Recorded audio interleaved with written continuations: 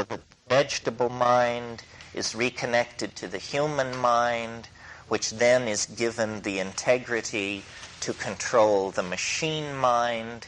Everything epigenetic becomes hardwired. It becomes quasi-genetic. The whole thing is then seen as an expansion of the genetic repertoire by an infusion of epigenetic information, and human beings as agents in that process are released into some kind of dimension of their own making. Culture is a mirror of the mind. To this point, it's been very crude, because to this point we have been very crude, very incapable, only able to do low-definition models of mind.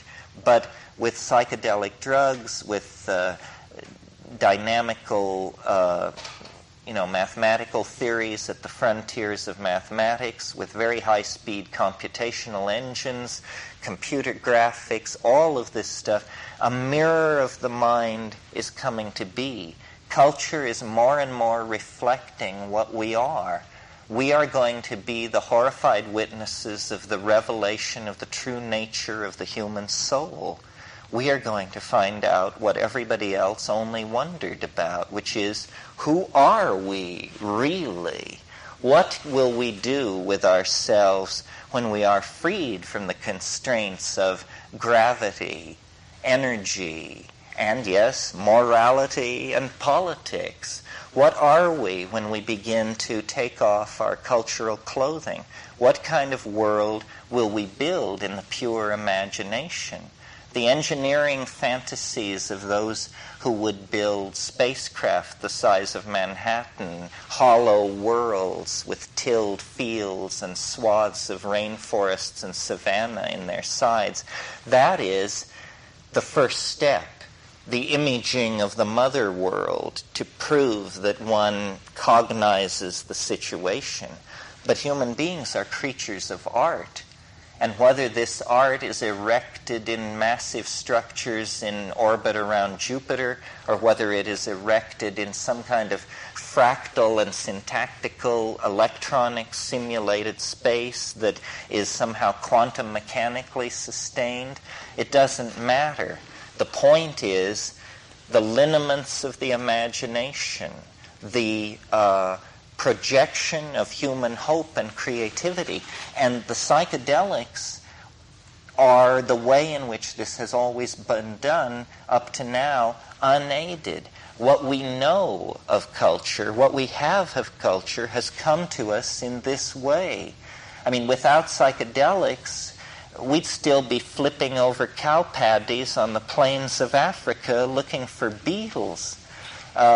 What we have been given through this symbiotic relationship is slow but widening access to hyperspace. We call it culture, but we are having difficulty maintaining the illusion that it's something we create as it moves faster and faster, clearly of its own accord. Something is loose on the surface of this planet that replicates information, that replicates it first genetically, then epigenetically through codes and signaling systems and languages. This thing is striving for some kind of self-reflection, some kind of self-definition.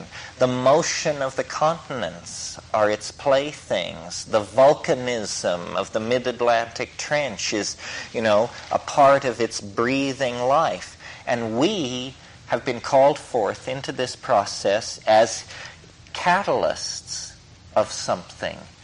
In the same way that you use bacteria to concentrate gold in the process of mining very gold-poor ore, the Earth is using a species, a higher primate species, to concentrate information, to concentrate symbolic structure in a part of the environment. Bees gather honey. Human beings concentrate and gather and elaborate symbolic structures. Why? We don't know why, except that when we look into the psychedelic dimension, there seems to be this sense of a process, that the earth is not devoid of teleology, that there is some kind of purpose, something is being maximized, and great chances are being taken in order that this process of maximization be allowed to continue. History is, after all, it's like an epileptic fit on the geological scale. I mean, you just fall down and kick around and then you die. Or you don't. You get up and you feel better.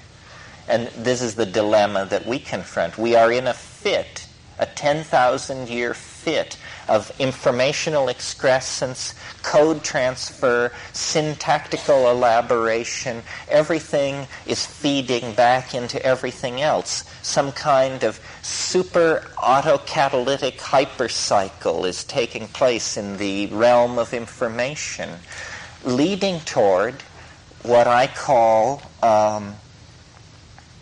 the transcendental object at the end of history. That in this higher dimensional space is the completion of this process as a kind of Platonic fait accompli, and it is casting a lower dimensional shadow into process. In other words, history is the shock wave of some kind of eschatology. The presence of history is this very transient phenomena that occurs immediately surrounding the ingression of the transcendental object into ordinary space-time. And we sense this thing. It drives our religions. It fills our psychedelic visions. It inspires our messiahs, all of them. Because what people do is they section the cone. They section the hyperdimensional object with the language skills of their historical time and place. And then they come back with a story about what it is. Buddha says this, Mohammed says this, Christ says this. These are lower dimensional slices of this transcendental object at the end of history. What it is cannot be known. It exceeds description. It is translinguistic. It is the confounding of language, and yet language, in an effort to describe it, seeks greater and greater differentiation, greater and greater approximation to this object, so that then technological innovation, religious ontology, outbursts of poetry, painting, dynamic personalities, all of these processes are lower dimensional slices, lower dimensional processes driven by the presence of this transcendental object. So then what shamanism is leaving the plane and grokking this higher dimensional mapping of what we call the here and now. And then you see into it to as great a degree as you can assimilate, to as great a degree as you can create the language for it. And that's why it's pressure on language, why the memes have to be artificially constructed, why I push with concepts like self-transforming machine elves. You know, that's a chunk of the place. We get it out over here and we let it go and watch it dance around, and we all like it, so we remember it. If the simile is too outlandish, it will be forgotten, and then it goes back to that other place. So the effort is to sort of try and burst the dam of hyperdimensional language. This is another way of thinking of the transcendental object. You see, the notion is a simple one. It's that if the Word can be made flesh, the flesh can be made Word. That's it. That there is some kind of emanation into phenomenal existence The Word becomes flesh. There are the declensions of being that you get in Hindu philosophy and, the tattvas and all of this stuff, the Big Bang, the condensation, the appearance of phenomenal beings, of phenomenal existence, and then the appearance of self-reflecting consciousness, which constitutes the turning point. And then the epigenetic coding begins of what has previously been genetic, and everything begins to funnel toward this teleological omega point. And a few tens of thousands of years before the omega point is reached, there is a stirring in the primates. They feel the eerie nearness of the thing, and this eerie feeling of nearness of the other slowly acts as a vector on the animal mind and points it toward the transcendence. And sexuality and the hallucinogenic plants and all this stuff feed into this thing, and we begin the quest. We don't even know that we've begun the quest, but the disruption of the unquestioning animal here and nowness is finished. That's over. And the itch must be scratched. The restlessness comes in, and we begin to elaborate culture. Certain things please us, certain things do not. We begin to have a notion of an ideal. We don't know where this notion of an ideal comes from. Well, it's coming from this intuited higher dimensional mapping of this object, which is acting like an enormous attractor, throwing out a field of attraction that reaches out 1,000,000 years and begins to pull us toward it. And now we're very near this thing. The whole last 1,000 years has been just a flirtation with this wild dance with the coming and going of the mystery. I mean, people throw up Gothic cathedrals, then they tear them down, then we have alchemy, then science trashes that. All of this stuff, this frantic elaboration of ideas indicates that we are now in the ineluctable and unbreakable grip of this huge attractor. And as it pulls us toward it, it compresses information, it compresses the phenomenon of culture, it speeds things up. You see, history is a kind of psychedelic trip. That's what it is. It's the big trip. And what we're approaching, is the place where the previous structures that have been able to maintain a metaphor as the pressure of this thing built in the collective psyche are going to suffer meltdown. And we're just going to have to admit, yes, the earth has been invaded by archangels. Pentagon sources now confirm, it's the end of the world, basically. But the world that ends is this lower dimensional slice. Somehow there is a subsuming into this higher dimensional object. All time on this planet flows toward this one point. This is, I grant you, a peculiar idea, but to show you how language, culture, and media work on ideas to make something seem odd or ordinary, let's look at the ordinary version of reality that straight people profess. Straight people believe, white, Anglo-Saxon, well-educated science types, believe that the universe began with what is called the Big Bang. What this is you are asked to believe that the entire universe sprang from nothing in a single instant. This is the scientific explanation of where the universe came from. It sprang from nothing in a single instant and was originally an object so dense that it was smaller than the inner orbit of the electron around an atomic nucleus. And out of that eensy, beansy, very highly energetic, extremely heavy. I mean, in other words, this has got to be a fairy tale. I mean, if you can't prove it, it certainly is a fairy tale. I mean, it just piles one preposterous notion on another in an effort to solve all intellectual problems in one stroke of suspension of disbelief.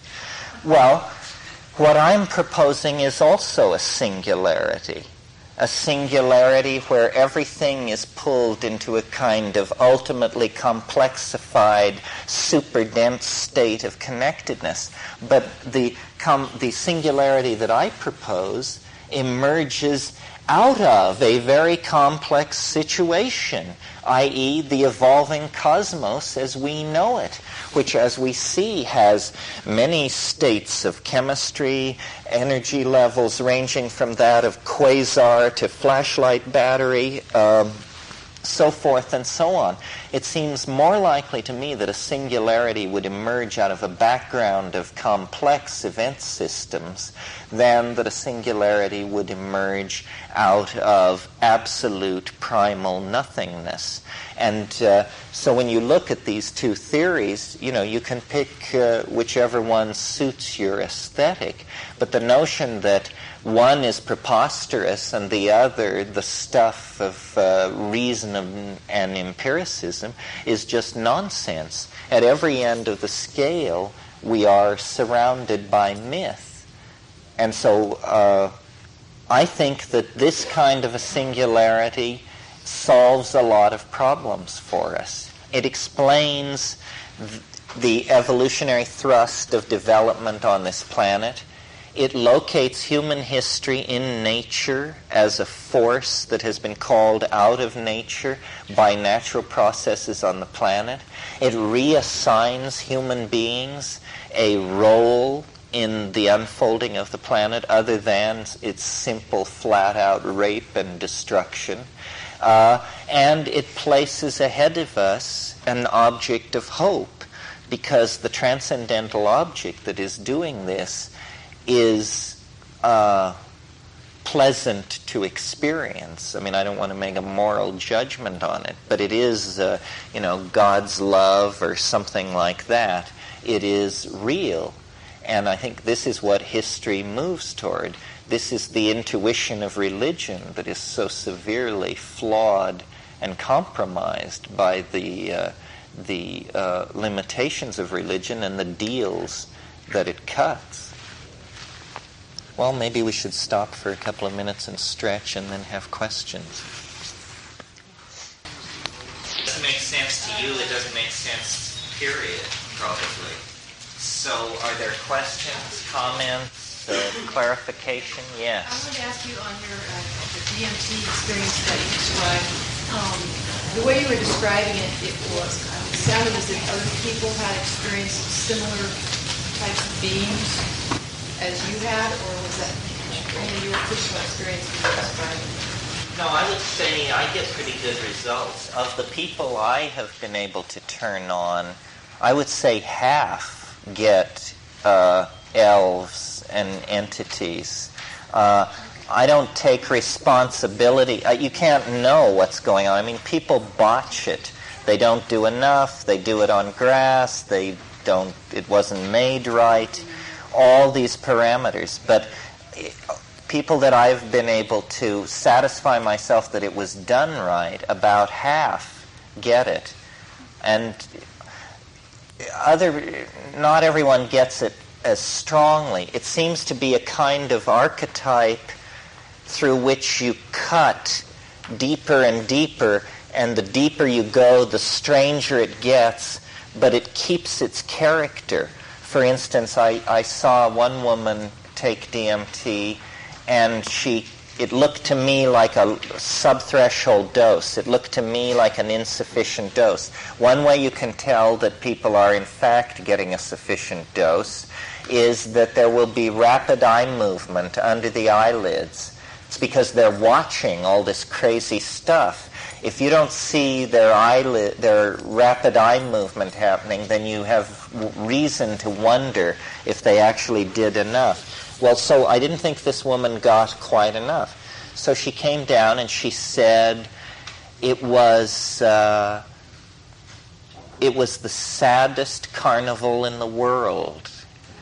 It was a sad carnival. And this is it's the circus. It has something to do with the circus. The circus is the archetype of DMT. What do we have in the circus? Well, we have lions and tigers and beautiful women and slapstick comedy, but an aura of darkness. I mean, the circus, if any of you have seen Les Enfants du Paradis, in fact, I've had LSD trips which were entirely about that movie and replaying it in my head and trying to understand it. The archetype of the circus, this is why Fellini uses this. God, there are scenes in Giulietta di Spiri where she opens the triangular door and the burning bed is there. I mean, these scenes are drenched with this tryptamine kind of consciousness. Other people say of DMT, there are clowns. It's about clowns. Well, these are progressive approaches to the self-transforming machine elves. Maybe I've done it more, or maybe I just have some power of observation, but I saw behind the mask of the clown, and behind the mask of the meme, and behind the mask of the marionette, and behind the robot mask, to more of what I feel must be the essence of the thing, because it was more replete with strangeness. It was more like, we're letting you see, we're lifting the veil. So, the circus, does that do it for you? What about the relationship between mushrooms and DMT? High-dose mushrooms, psilocybin is 5-hydroxy-NN-dimethyltryptamine. DMT is NN-dimethyltryptamine. I'm not saying that psilocybin becomes DMT as it crosses the blood-brain barrier. There seems to be a problem there, which Shulgin explained to me, but I didn't quite understand it. But it's something very, very close to DMT, and at the peak of a high-dose mushroom trip, you can come into a place where you say, I cannot tell the difference. This looks like DMT to me, for sure. But instead of it appearing with crackling immediacy 15 seconds after you lay down the pipe, you work your way there over an hour and a half with breath control in absolute silent darkness. Ayahuasca, same thing. Ayahuasca, sufficiently pushed, will usher into this place that is snap, crackle, pop land, I mean, just that electric immediacy. But these are high doses. When you say high doses of mushroom? 5 grams and up. 5 dried grams and up. How far up I feel that if you take more than 10 grams, your powers of reportage will be damaged and you're useless to the rest of us. So I don't advocate more than that. 10 grams is a hell of a wallop. I mean, I don't advocate that. Only if you've taken 5 and were bored to death, But it's not about, just how much can you bowl down. I mean, a friend of mine says his goal with mushrooms each time he takes them is to stand more of it. And you can have this relationship to it, because it does veil itself. If all you can handle are leprechauns, it won't push too far beyond that. But if it pours on leprechauns and you scream for more, it can get rid of leprechauns and give you more.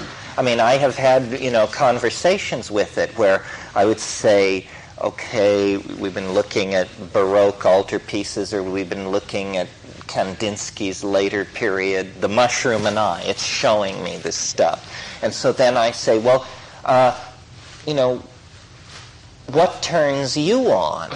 Be a bit more yourself. Well, God, then it just begins to migrate. And I say, okay, that's enough more yourself. because requested to reveal its inner nature, it will begin to do so until you just say, I'm a human being. Stop that. This is as much as I feel capable of handling of your self-image. But this is all directly related to what you were telling us before in terms of the central sphere. Yes. This transcendental object probably is more like a being than an object. I just call it a transcendental object to keep those issues out of it when we try and think of it as an attractor. No, it's a mind. It's an organizing intellect. It is the mind. It's probably the mind that you call your mind is probably a small chunk of this mind. Yes, when you go into these high-dose places, you are seeing a local map of this thing toward which all creation moves. At least this is my take on it. How do you feel emotionally about that? When you see the transcendental object, well, it makes you weep. I mean, it just dissolves you emotionally. It is the peace which passeth understanding. This is the burning bush. This is, yes, grace. This is it's the descent of the Holy Spirit. It's all of those things. It's tremendously emotionally touching because there is an absolute confirmation of unity. And also you are seeing it. You are confirming that it exists. I mean, your whole being is thrilled. You say, it exists. It exists. It's not a matter of conjecture or faith, or it exists. This is very close to the religious ecstasis of Mother Teresa or Hildegard von Bingen or Meister Eckhart or Thomas Traherne or any of those folks, except that they were apparently exceptional personalities who achieved this after tremendous self-discipline and acts of great spiritual control. It's a birthright, though. Why should it be restricted to mystics? It belongs to all of us. It is, an essential part of yourself. You would no more want to miss out on this than you would want to miss out on sex or ice cream or, anything that makes life worth living. This informs and empowers and enriches existence. The 20th century model is that life is a desert. Man has been abandoned by God. Life is a desert. All ethics are provisional. All values are culture-bound. Just bum, bum, bum, bum, rap. This is the modern situation. Everything is completely disensouled and dead and pointless. And then you discover, that this is just a condition of cultural ennui, a state of mind. That the mystery is a right. And, I don't think it's something to be done once or twice in a lifetime. I don't think we should run it into the ground. I think every time you take a psychedelic, you should take enough that it frightens you, that you should never grow confident in its presence. It will destroy you. That is the one thing it will not tolerate is cockiness. I mean, it just takes that. Funny word, huh? It just takes that and will not put up with it because it's a sin against the goddess, obviously. It's the sin of hubris. It's the sin of pride. Other comments? You were going to talk about the dangerous drugs. The danger. Well, the drugs I advocate I regard as not dangerous unless recklessly used. Psychedelics are not dangerous. We'd love to convince ourselves they were dangerous. Then there would be no reason to take them. the danger, to my mind, is, and this is my personal opinion, and you now come up against who I am and my hang-ups. What I always fear is madness, not death. Death, probably wouldn't hurt my reputation at all. But madness...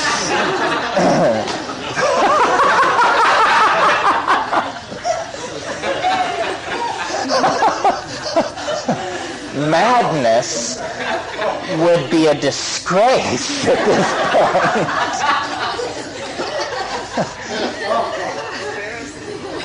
An embarrassment, yes, how embarrassing. But I think you should gain confidence and do it with a sitter. I don't like the term guide because these guides know nothing.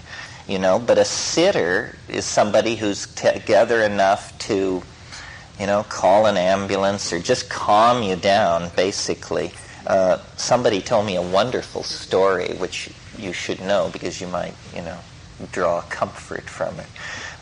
This guy was pretty experienced. He'd taken fairly high doses of mushrooms before, and he took a 6-gram dose on a Saturday evening in his apartment in L.A., and this heart thing began to develop that he identified as a fibrillation or something. So he tried to hold it back and not notice, and it kept getting stronger and strong. It never lets you do that, by the way, the not noticing. It's a paradox. You didn't take this to not notice. So eventually he becomes thoroughly alarmed and he tries to call a couple of his friends. Well, it's Saturday night, nobody's home. So then just this tremendous sense of abandonment settles over this guy. His friends aren't there when he needs them. He's going to die here in his apartment and be found days later, so forth and so on. And he gets this ball rolling, see? So finally he despairs. He's a psychotherapist, an MD, blah, blah, everything. He despairs. He calls 911. So they come, they get him, they rush him to the hospital, they put him in a ward, by the time all this has happened, and he's gotten all this attention, and probably a little seconal, he's feeling pretty good about it all. So then he says to the guy on duty, he says, I feel like I have to tell you, I took psilocybin mushrooms. Do you think that brought this on? And the guy said, no, you had an anxiety attack. We get people with this all the time who don't know anything about psychedelic drugs. So, it isn't the drug you have to worry about, it's yourself. You have to discipline your hind brain. You have to be able to say, listen, shut up! We're going to come through this, just shut up about it. Because it's saying, but don't you think we should call somebody?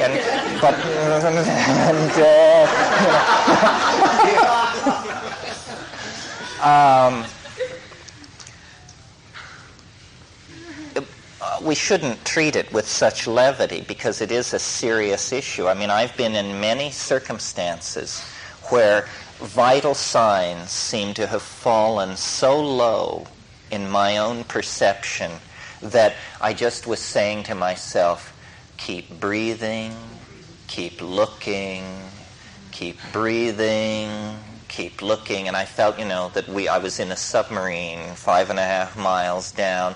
Easy does it through here. Breath, attention, breath, attention. Because you have the feeling that if you don't keep your attention on your breath, you will simply stop breathing.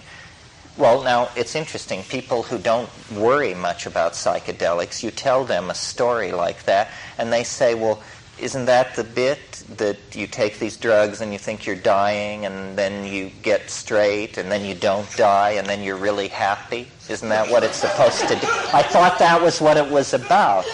Well, in fact, if you go back into the literature, in the 1960s, the Tibetan Book of the Dead crowd was saying, you will be flung from hell to paradise and back again on about a 40-minute schedule for several hours. And they prepared themselves for these bad trip situations by anticipating it. And I don't really think there's that much to it. I think your mind is very fragile in that state.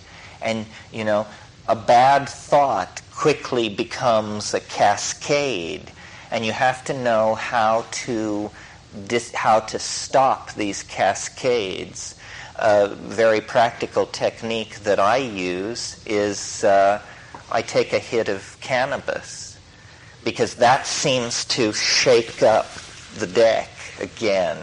So, you know, if I'm having these visions and it's orchids and ruins and machines and I'm grooving this, and then suddenly it becomes about meat and surgery and excrement and this and that, and then I just say, you know, it's time for a J.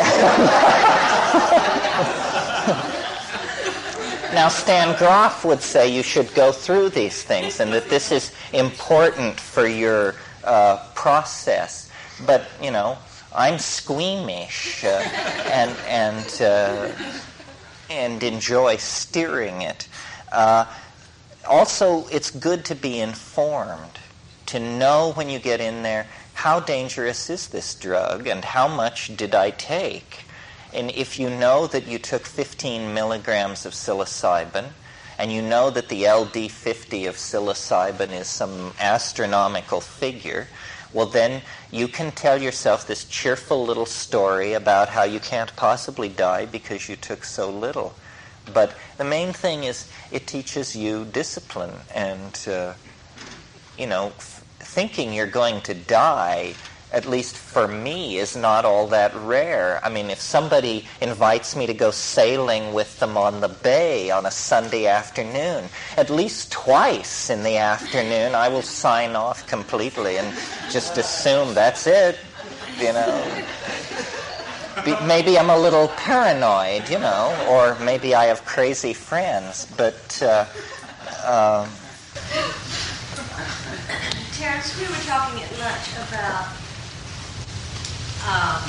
extending the feeling, the connection that you have during the trip and straight life. I'm not verbalizing this very well, but do you feel that after years of experiencing psilocybin that you can touch that feeling at straight times? You can hear the logos, you can get the information? Well, I can't hear the logos in the sense, well, not always, but I can invoke it. I mean, I have a sense of it. It's where I talk from. But my public career gives me so much permission to spend time with this stuff.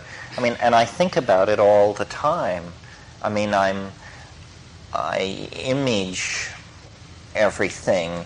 It's just cognitive activity is all that the psychedelic experience is. It's accelerated cognitive activity. So if you run around, I urge people to think. It's sort of an anti-several other positions position. But I think it's good to think. I don't preach stilling the mind or any of that stuff. I think that the glory of human beings is cognition. And that if you paint, if you sculpt, if you write, if you sing, if you dance, if you weave, if you act, if you cook, whatever we do, cognition can follow through it. And that, you know, what psychedelics lead to is appropriate activity. Appropriate activity is the way to be straight with the psychedelic vision. Do what is appropriate, and it will resonate with the vision, because the vision is a vision of what is appropriate.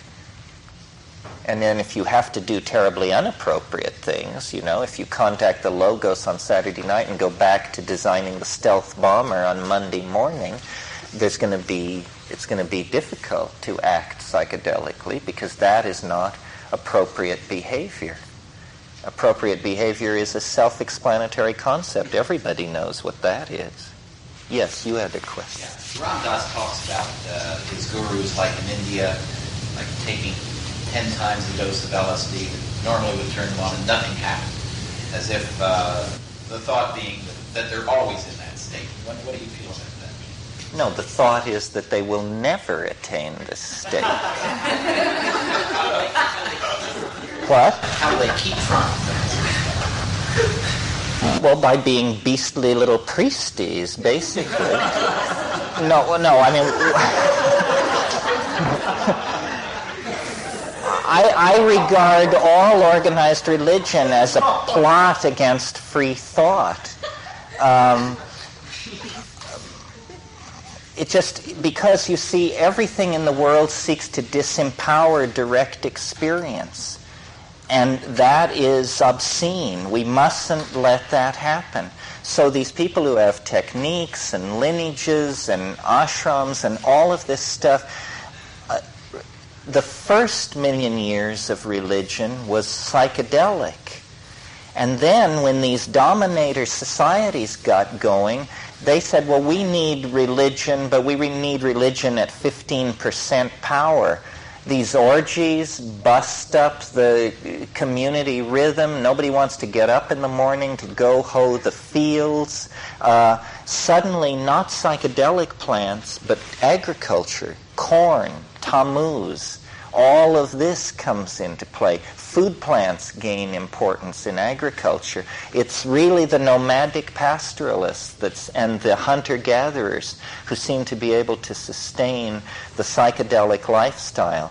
Your question touches on this issue that always comes up in these things. Is there another way to get there? And is this the same thing that the geishis and roshis and rishis and gurus and babajis are talking about? I've spent a lot of time on this question, and I can't yet convince myself that it's the same thing. They betray themselves. They're too blasé. This is the problem with all of these other paths. They don't raise their voice to tell you how weird it is. I mean, I've never heard someone say about yoga, this is really weird.